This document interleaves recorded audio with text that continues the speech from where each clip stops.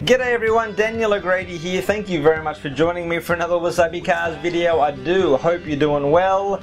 And all you JDM maniacs out there, check this out. Bam!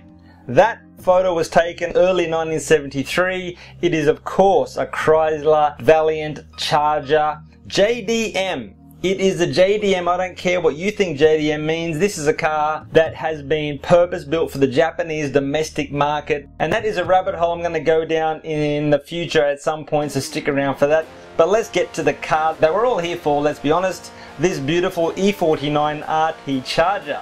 Now the E49 RT Charger was the best of the best that Australia could produce. Now I'm wondering which figure is correct. Either 149 or 145 of these were produced, and this was Australia's quickest production car over the quarter mile for a long time. Now every car comes with some options. In this case we've got the E49 option, which is the 6-pack engine. Now people from the US, you're probably thinking, oh yeah, I know what's under the hood, a big V8, triple carburetors. Well, you're halfway right. This one is the 265 cubic inch 6-cylinder engine, developed in the States initially for their trucks, but it came to Oz and it was an absolute weapon, I'm happy to say. Oops, was I talking about options? There were another couple. This particular one's got the A87 track pack, there's the A95 interior dress-up package, D20 which is a 4-speed manual, and there's one option this car is missing out on, but you know, don't get hung up on it. There is another option that is a large capacity fuel tank that's got 2 side fillers. Now this one has just got the regular size fuel tank, but seriously, an E49, no one's going to be complaining.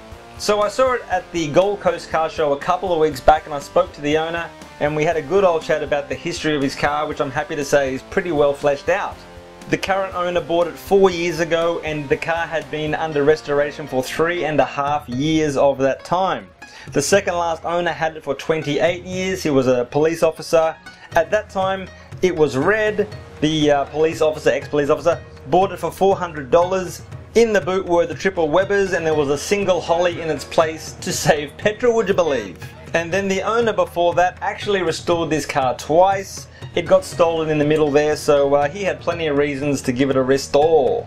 Now of course there are the big three in the States, that's Ford, General Motors and Chrysler. In Australia we generally had the big two, Ford and General Motors, that being Holden. Now Chrysler hung in there for a little bit, but they just couldn't get past the 80s. But yeah, in the late 70s they were producing a ton of Chargers, really turning the tables on the other two manufacturers who were having trouble shifting two-door cars. That is why Australia has a love affair with 4-door sports cars. And I don't mean sports cars like Ferraris, sporty cars. Oakley dokley, question of the day, but before we get there, check it out! Those JDM Valiant, Chrysler Valiants, I'm on a shirt. So question of the day is, what car did you learn to drive in? My first experience, it was a 3-speed column shifted VH Chrysler Valiant, the sedan version of today's car. Colour was similar. Was it the same? Hot mustard? I'm not sure.